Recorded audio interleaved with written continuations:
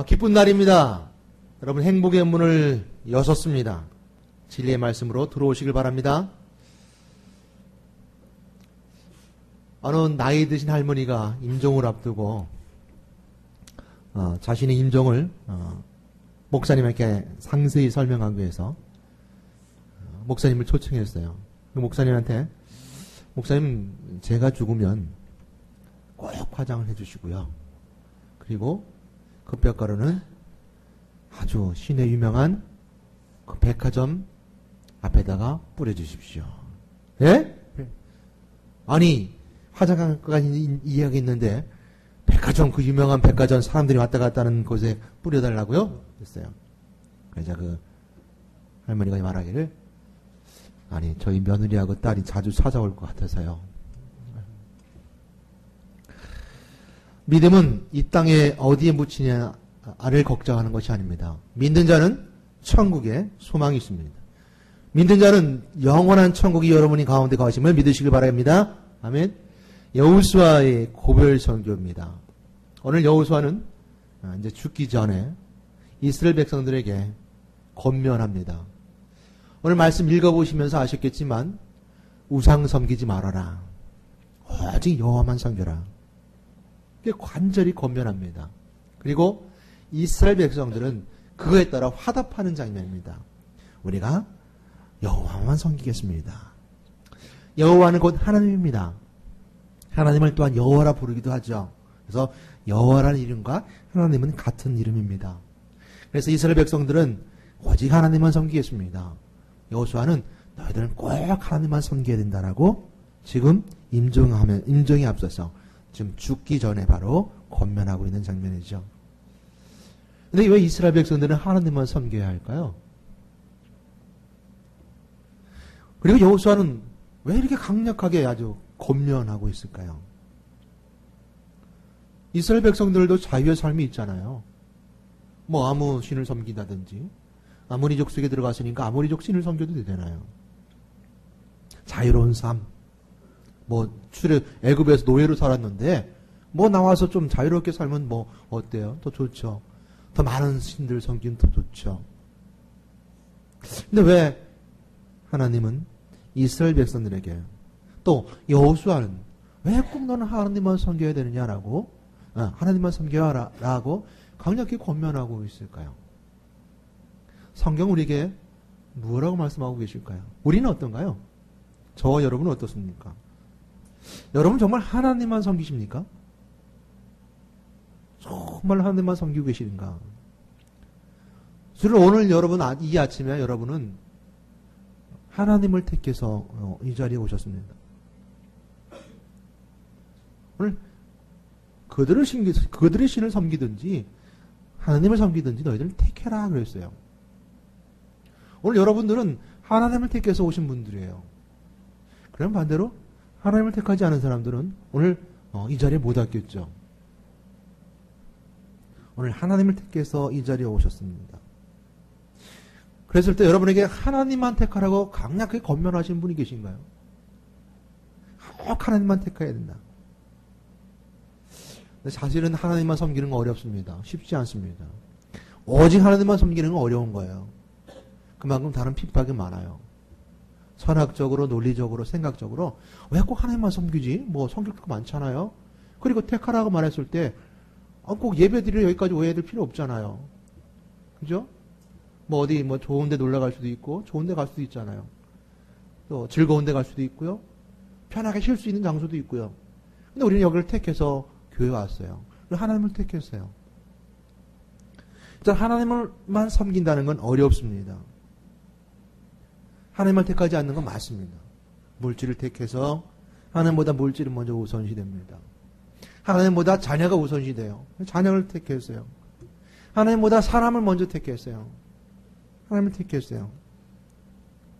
하나님보다 내 일을 먼저 택했어요. 저는 하나님만 섬기는 거 쉽지 않습니다. 그런데 우리 한 번 더 생각해 볼 수 있는 것은 하나님은 여러분의 택함을 기뻐하시는가? 내가 택한 하나님 택했는데 이 택한 것을 하나님은 기뻐하시고 계시는가? 한번 묵상을 깊이 해봐야 됩니다. 그리고 또한 여러분이 하나님을 바르게 택했다고 어떻게 알 수 있을까요? 여러분 오늘 교회 오셨고 하나님 택했는데 우리는 또 항상 하나님 택했다고 말합니다. 너 종교가 뭐야? 난 기독교예요. 기독교면 기독교를 택한 건데 바르게 택했던 걸 어떻게 알 수 있을까요? 그럼 그 택감 하나님 기뻐하시는가? 여호수아의 나이는 110세입니다. 이제 110세 좀 그 다음 절에 나오게 되어 있는데요. 110세의 나이에 12지파를 세겜 땅에 모읍니다. 이스라엘 백성들이 출애굽하고 애굽에서 나오고 가나안 땅까지 오는 여러 가지 과정 속에서 여호수아는 가나안에 점령하는 과정이 있게 됩니다. 그래서 다 점령하고 그리고 다 정착하는 과정 속에서 이제는 여호수아가 이제 죽을 나이가 됐어요. 그러니까 110세의 나이에 세겜 땅에 12지파를 다 모아놓고 지금 그들이 권면하고 있는 장면이죠. 수장들 앞에 세우고 그리고 그들이 권면하며 설교하는 내용은 너희들이 애굽 신을 잊지 않았다는 거예요. 애굽 신. 애굽의 신은 어떤 신입니까? 지금 출애굽하기 전에 노예를 있을 때 그 신을 말하는 거죠.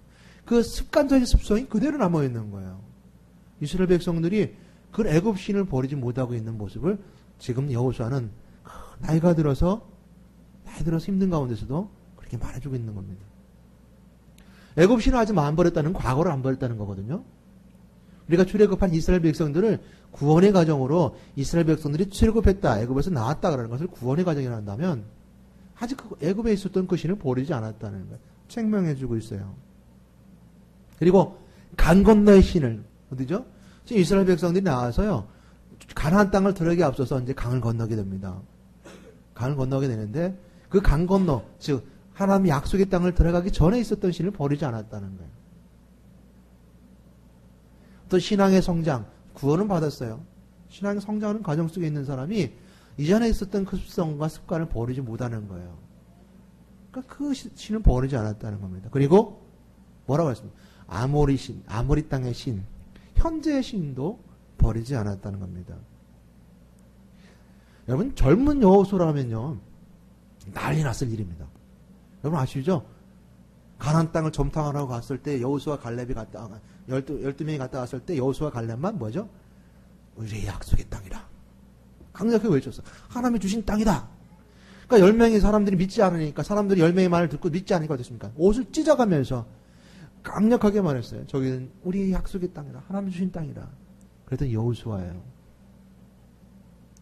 그 여호수아가 좀만 젊었더라면 아주 막 강력하게 밀어붙여서 아니면 과정 속에 있었더라면 정착하고 가나안 땅에 들어가는 과정 속에 전쟁 과정이 있었더라면 명령하고 또 강력하게 선포하고 해서 아주 철저하게 못 믿을게 했을 거예요. 애굽의 신을 버려라. 아모리 땅의 것은 다 죽여라. 라고 했을 거예요.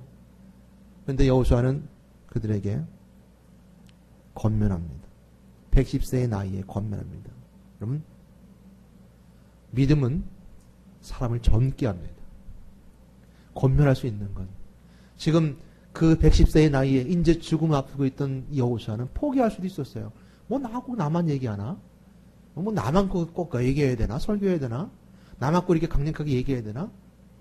많이 얘기할 수 있었어요. 그러나 그는 젊음을 가지고 말합니다. 버려라. 그리고 택해라. 여호수아는 죽음을 앞에 두고 있습니다. 더 이상 이스라엘 백성들에게 전할 수가 없어요. 어찌 보면 두고 떠나는 이스라엘 백성들이 걱정스럽습니다. 안심이 안 되죠. 과정 그들을 바라보면 정말 이 사람들은 믿음의 사람인가? 여호수아의 그 과정 속에서 그 아주 그냥 열정적인 신앙의 가나안 땅을 향해서 선포했고 옷을 찢어가면서 말했던 여호수아.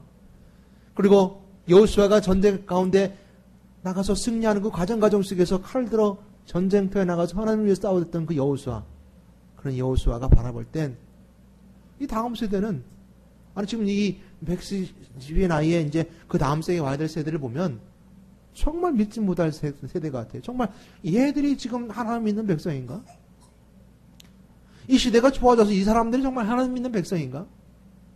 하나님 택하기보다는 물질을 먼저 택해서 물질로 향해가고 하나님께 향하기보다는 뭐예요? 세상의 것들 향해 가 있고 생각은 세상에 향해 가 있고 세상의 풍습은 교회에 들어와서 하나님보다 먼저 앞서가고 있고 문화는 점점 하나님의 문화를 더 넘어서 조금씩 사단의 문화를 닮아가고 있고 여호수아는 아마 그들을 바라볼 때 아주 한심스러웠을 겁니다.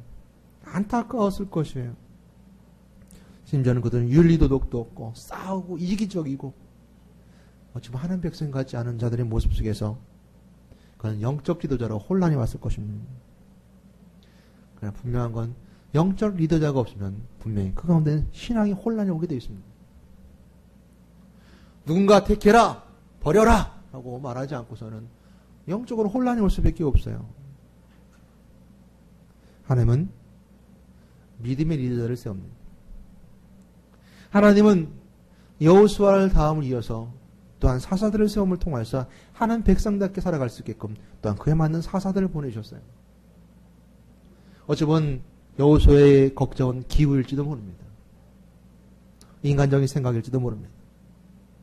하나님은 때때로 맞게끔 영적 리더자를 합당하게 보내주심을 통하여서 교회를 또한 그 나라를 천천히 세워나가십니다.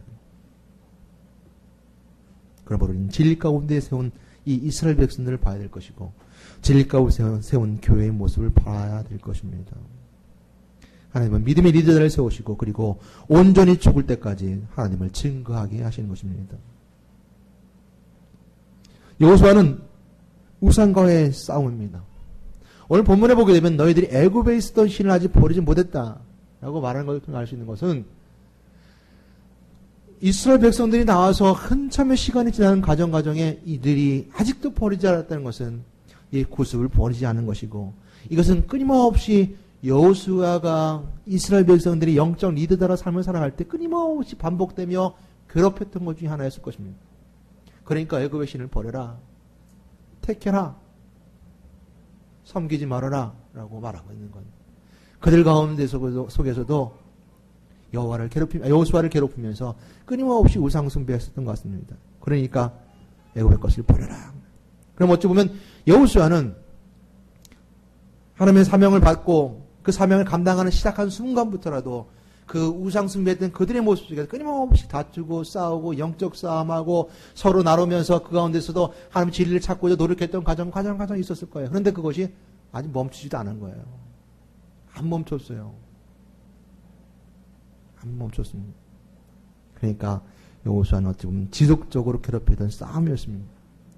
그러면 여호수아는 이제는 후대들에게 맡겨야 됩니다. 오늘 여호수아는 안타까웠을 겁니다.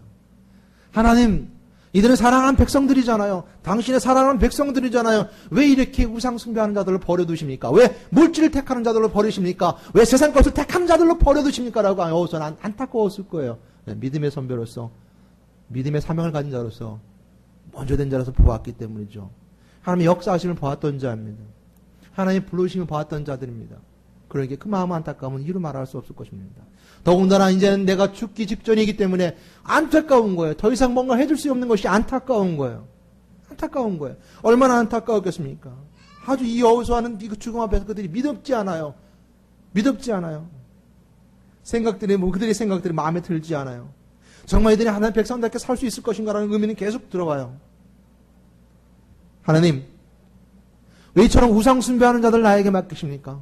왜 지금도 다 떠나가게 하지 않으시고 그들을 왜 나한테 지금 맡기십니까? 라고 여호수아는 이처럼 그 마음속에 아픔이 있었을 것입니다. 여러분, 믿음은요, 이런 어려움 속에서도 바라보고 있는 거예요. 혼란이 오고 어려움이 오고 우상 숭배하는 자들 속에서도 세상의 것을 택하는 사람들 속에서도 바라보고 있는 거예요. 믿음으로 바라보고 있는 거예요. 그것이 믿는 자의 모습입니다. 여호수아는 믿음의 사람이었어요. 힘들고 어려운 가운데서도 믿음으로 바라보고 있었던 사람입니다. 오늘 이스라엘 백성이 그럼에도 불구하고 여호수아가 그럼에도 불구하고 이스라엘 백성들은 오늘 하반절에 고백합니다. 20절부터 고백하죠. 우리가 결단코 여호와를 버리지 않겠습니다. 다른 신들을 섬기지 않겠습니다. 오늘 이스라엘 백성들이 화답하는 거예요. 너희들은 다 버려라. 애굽의 신이 섬기던 것도 버려라. 아모리 땅에 있던 것도 버려라. 강 건너에 있었던 것들 다 버려라. 그리고 하나님만 택해라. 하나님 택하기 좋지 않거든. 이렇게 말하죠. 좋지 않거든. 오직 하나님만 택해라.